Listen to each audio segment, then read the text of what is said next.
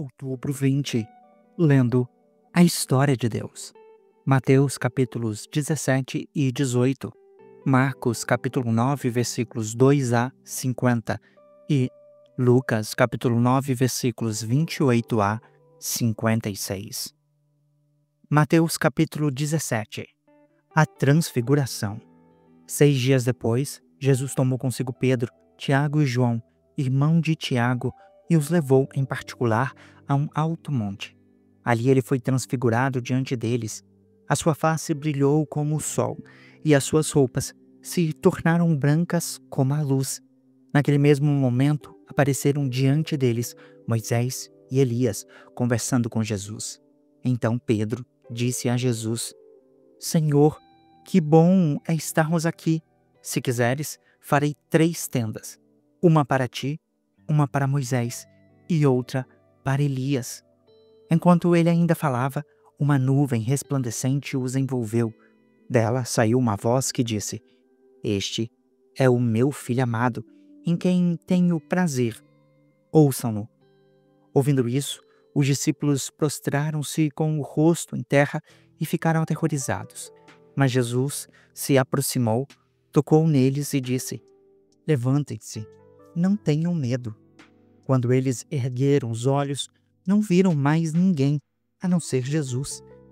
Enquanto desciam do monte, Jesus lhes ordenou: Não contem a ninguém o que vocês viram, até que o Filho do Homem tenha ressuscitado dentre os mortos. Os discípulos lhe perguntaram: Então, por que os mestres da lei dizem que é necessário que Elias venha primeiro? Jesus respondeu: De fato, Elias virá e restaurará todas as coisas. Eu, porém, digo a vocês que Elias já veio, e eles não o reconheceram, mas fizeram com ele tudo o que quiseram. Da mesma forma, o Filho do Homem será maltratado por eles. Então, os discípulos entenderam que era acerca de João Batista que ele tinha falado. Jesus liberta um menino endemoniado. Quando chegaram ao lugar onde estava a multidão, um homem aproximou-se de Jesus, ajoelhou-se diante dele e disse: Senhor, tem misericórdia do meu filho. Ele tem convulsões e está sofrendo muito. Muitas vezes cai no fogo ou na água. Eu o trouxe aos teus discípulos, mas eles não puderam curá-lo. Jesus respondeu: Ó geração incrédula e perversa, até quando estarei com vocês? Até quando terei que suportá-los? Tragam-me o menino. Jesus repreendeu o demônio e este saiu do menino, que, daquele momento em diante, ficou curado. Então, os discípulos aproximaram-se de Jesus em particular e perguntaram: Por que não conseguimos expulsá-lo? Ele respondeu: Porque a fé que vocês têm é pequena. Em verdade, lhes digo que, se tiverem fé como um grão de mostarda, poderão dizer a este monte: Vá daqui para lá, e ele irá, e nada será impossível para vocês. Reunindo-se eles na Galiléia, Jesus lhes disse: O Filho do Homem será entregue nas mãos dos homens. Eles o matarão, e no 3º dia ressuscitará. E os discípulos ficarão tomados de tristeza. O imposto do templo. Quando Jesus e os seus discípulos chegaram a Cafarnaum, os coletores do imposto de 2 dracmas vieram a Pedro e perguntaram: O mestre de vocês não paga o imposto do templo? Sim, paga, ele respondeu. Quando Pedro entrou na casa, Jesus foi o primeiro a falar, perguntando-lhe: O que você acha, Simão? De quem os reis da terra cobram tributos e impostos? Dos seus próprios filhos ou dos outros? Dos outros, respondeu Pedro. Jesus lhe disse: Então, os filhos estão isentos, mas, para não causarmos motivo de tropeço a eles, vá ao mar e jogue o anzol. Tire o primeiro peixe que você pegar, abra-lhe a boca, e você encontrará uma moeda de um estáter. Pegue-a e entregue-a a eles, para pagar o meu imposto e o seu. Mateus 18. O maior no reino dos céus. Naquele momento, os discípulos chegaram a Jesus e perguntaram: Quem é o maior no reino dos céus? Chamando uma criança, colocou-a no meio deles e disse: Em verdade lhes digo que, a não ser que vocês mudem e se tornem como crianças, jamais entrarão no reino dos céus. Portanto, quem se faz humilde como esta criança é o maior no reino dos céus. Quem recebe uma dessas crianças em meu nome, recebe a mim. Mas, se alguém induzir a pecar um desses pequeninos que creem em mim, seria melhor que ele amarrasse uma pedra de moinho no pescoço e se afogasse nas profundezas do mar. Ai do mundo por causa das coisas que fazem o povo pecar. É inevitável que tais coisas aconteçam, mas ai daquele por meio de quem elas acontecem. Se a sua mão ou o seu pé o induz a pecar, corte-o e jogue-o fora. É melhor entrar na vida mutilado ou aleijado do que, tendo as duas mãos ou os dois pés, ser lançado no fogo eterno. E, se o seu olho o induz a pecar, arranque-o e jogue-o fora. É melhor entrar na vida com um só olho do que, tendo os dois olhos, ser lançado no fogo do inferno. A parábola da ovelha perdida. Tenham o cuidado de não desprezar nenhum destes pequeninos, pois eu digo a vocês que os anjos deles nos céus estão sempre vendo a face do meu Pai Celestial. O que vocês acham? Se alguém possui 100 ovelhas e uma delas se perde, não deixará as 99 nos montes e sairá em busca da que se perdeu? E se conseguir encontrá-la, em verdade lhes digo que ficará mais contente por causa dessa ovelha do que pelas 99 que não se perderam. Da mesma forma, o Pai de vocês, que está nos céus, não deseja que nenhum destes pequeninos se perca. Como tratar a ofensa de um irmão? Se o seu irmão pecar contra você, vá e a sós com ele, mostre-lhe o erro. Se ele o ouvir, você ganhou o seu irmão. Mas, se ele não o ouvir, leve com você mais ou 2 outros, porque qualquer acusação precisa ser confirmada pelo depoimento de 2 ou 3 testemunhas. Se ele se recusar a ouvi-los, conte à igreja. E, se ele se recusar a ouvir também a igreja, trate-o como gentil ou publicano. Em verdade lhes digo que tudo o que vocês ligarem na terra terá sido ligado no céu, e tudo o que vocês desligarem na terra terá sido desligado no céu. Em verdade também lhes digo que, se 2 de vocês concordarem na terra em qualquer assunto sobre o qual pedirem, isso será feito a vocês por meu Pai, que está nos céus. Pois, onde se reunirem 2 ou 3 em meu nome, ali estou no meio deles. A parábola do servo impiedoso. Então, Pedro aproximou-se de Jesus e perguntou: Senhor, quantas vezes deverei perdoar o meu irmão quando ele pecar contra mim? Até 7 vezes? Jesus respondeu: Eu digo a você que não até 7, mas até 70 vezes 7. Pois isso, o reino dos céus, é como um rei que desejava aceitar contas com os seus servos. Quando começou o acerto, foi trazido à sua presença um que lhe devia 10.000 talentos.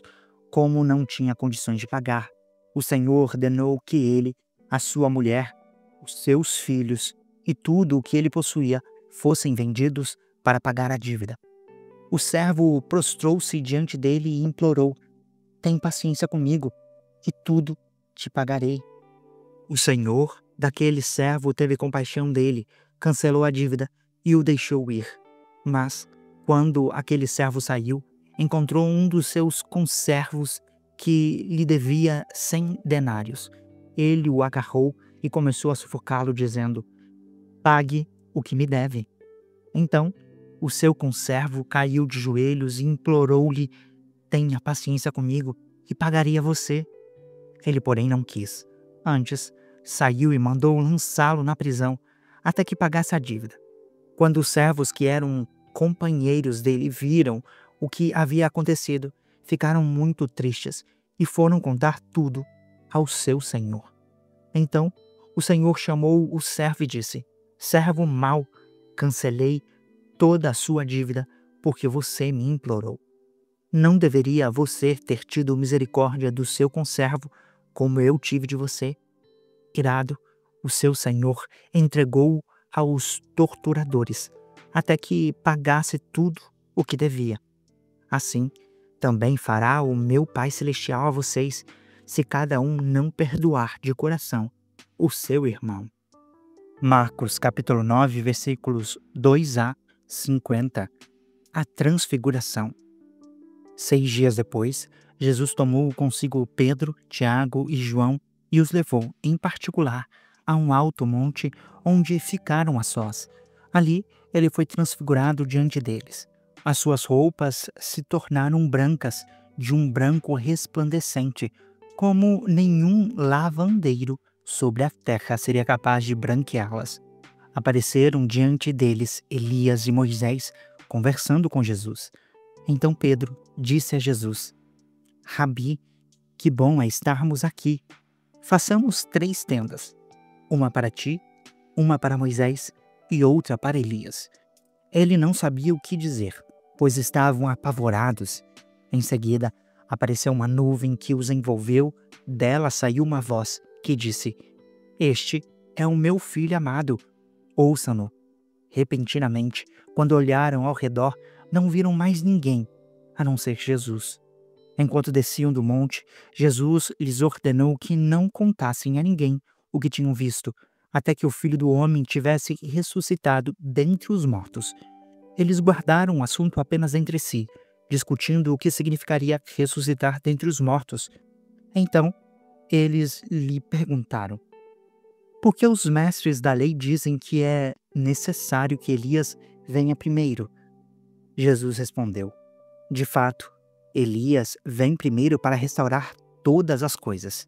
Então, porque está escrito que é necessário que o Filho do Homem sofra muito e seja rejeitado com desprezo. Eu, porém, digo a vocês que Elias já veio e fizeram com ele tudo o que quiseram, como está escrito a seu respeito. Jesus liberta um menino endemoniado. Quando chegaram ao lugar onde estavam os outros discípulos, viram uma grande multidão ao redor deles e os mestres da lei discutindo com eles. Logo que todo o povo viu Jesus, ficou maravilhado e correu para saudá-lo. Jesus perguntou: O que vocês estão discutindo? Um homem da multidão respondeu: Mestre, eu trouxe a ti o meu filho, que está com o espírito que o impede de falar. Onde quer que se apodere dele, joga-o no chão. Ele espuma pela boca, range os dentes e fica rígido. Pedi aos teus discípulos que o expulsassem, mas eles não conseguiram. Jesus respondeu: Ó geração incrédula, até quando estarei com vocês? Até quando terei que suportá-los? Tragam-me o menino. Então, eles o trouxeram. Quando o espírito viu Jesus, imediatamente causou uma convulsão no menino. Este caiu no chão e começou a rolar, espumando pela boca. Jesus perguntou ao pai do menino: Há quanto tempo ele está assim? Desde a infância, respondeu. Muitas vezes esse espírito tem lançado no fogo e na água para matá-lo, mas, se podes fazer alguma coisa, tem compaixão de nós e ajuda-nos. Se podes, disse Jesus, tudo é possível àquele que crê. Imediatamente, o pai do menino exclamou: Eu creio, ajuda-me a vencer a minha incredulidade. Quando Jesus viu que uma multidão estava se ajuntando, repreendeu o espírito imundo, dizendo: Espírito mudo e surdo, eu ordeno que o deixe e nunca mais entre nele. O espírito gritou, agitou-o violentamente e saiu. O menino ficou como morto, a ponto de muitos dizerem: Ele morreu. Jesus, porém, tomou-o pela mão e o levantou, e ele ficou em pé. Depois de Jesus ter entrado em casa, os seus discípulos lhe perguntaram em particular: Por que não conseguimos expulsá-lo? Ele respondeu: Essa espécie só sai pela oração e pelo jejum. Eles saíram daquele lugar e atravessaram a Galiléia. Jesus não queria que ninguém soubesse onde estavam, porque estava ensinando os seus discípulos. Ele lhes dizia: o Filho do Homem será entregue nas mãos dos homens. Eles o matarão e 3 dias depois ressuscitará. Contudo, não entendiam o que ele queria dizer e tinham receio de perguntar-lhe: o maior no reino. Chegaram então a Cafarnaum. Quando ele estava em casa, perguntou-lhes: o que vocês estavam discutindo no caminho? Eles, porém, guardaram silêncio, porque no caminho haviam discutido sobre quem era o maior. Sentando-se Jesus, chamou os 12 e disse: se alguém quiser ser o primeiro, será o último e servo de todos. Tomando uma criança, colocou-a no meio deles e, pegando-a nos braços, disse-lhes: quem recebe uma dessas criancinhas em meu nome, recebe a mim. E quem recebe a mim, não recebe a mim, mas aquele que me enviou. Quem não é contra nós, é por nós. Mestre, disse João, vimos um homem expulsando demônios em teu nome e procuramos impedi-lo, porque ele não era um dos nossos. Não impeçam, disse Jesus. Ninguém que faça um milagre em meu nome pode falar mal de mim logo em seguida, pois quem não é contra nós é a favor de nós. Em verdade lhes digo que quem der a vocês um copo de água em meu nome, por vocês pertencerem a Cristo, não perderá a sua recompensa. A indução ao pecado. Se alguém induzir a pecar um desses pequeninos que creem em mim, seria melhor que fosse lançado no mar com uma pedra de moinho amarrada no pescoço. E se a sua mão o induz a pecar, corte-a. É melhor entrar na vida mutilado do que, tendo as 2 mãos, ir para o inferno, onde o fogo nunca se apaga. E, se o seu pé o induz a pecar, corte-o. É melhor entrar na vida aleijado do que, tendo os 2 pés, ser lançado no inferno. E, se o seu olho o induz a pecar, arranque-o. É melhor entrar no reino de Deus com um só olho do que, tendo os 2 olhos, ser lançado no inferno, onde o seu verme não morre e o fogo não se apaga. Cada um será salgado com fogo. O sal é bom, mas, se deixar de ser salgado, como restaurar o seu sabor? Tenham sal em vocês mesmos e vivam em paz, uns com os outros. Lucas capítulo 9, versículos 28 a 56. A transfiguração. Aproximadamente 8 dias depois de dizer essas coisas, Jesus tomou Pedro, João e Tiago e subiu a um monte para orar. Enquanto orava, a aparência do seu rosto se transformou e as suas roupas ficaram brancas e resplandecentes. Surgiram 2 homens que começaram a conversar com Jesus. Eram Moisés e Elias. Apareceram em glorioso esplendor e falavam sobre a partida de Jesus que estava para se cumprir em Jerusalém. Pedro e os seus companheiros estavam dominados pelo sono, acordando subitamente. Viram a glória de Jesus e os 2 homens que estavam com ele. Aconteceu que, ao se afastarem de Jesus, Pedro, sem saber o que dizia, falou: Mestre, que bom é estarmos aqui. Façamos 3 tendas, uma para ti, um para Moisés e outra para Elias. Ele não sabia o que estava dizendo. Enquanto ele ainda falava, apareceu uma nuvem que os envolveu. Ficaram com medo ao entrar na nuvem. Dela saiu uma voz que dizia: Este é o meu filho, o escolhido. Ouçam-no. Tendo soado a voz, Jesus ficou só. Os discípulos guardaram isso somente para si. Naqueles dias, não contaram a ninguém o que tinham visto. Jesus liberta um menino endemoniado. No dia seguinte, quando desceram do monte, uma grande multidão veio ao encontro dele. Um homem da multidão bradou: Mestre, suplico-te que olhes para o meu filho, pois é o único que tenho. Um espírito o domina. De repente, O menino grita e o espírito sacode-o com violência, fazendo-o espumar. Dificilmente o abandona antes de machucá-lo muito. Roguei aos seus discípulos que o expulsassem, mas eles não conseguiram. Jesus respondeu: Ó geração incrédula e perversa, até quando estarei com vocês e terei que suportá-los? Traga-me aqui o seu filho.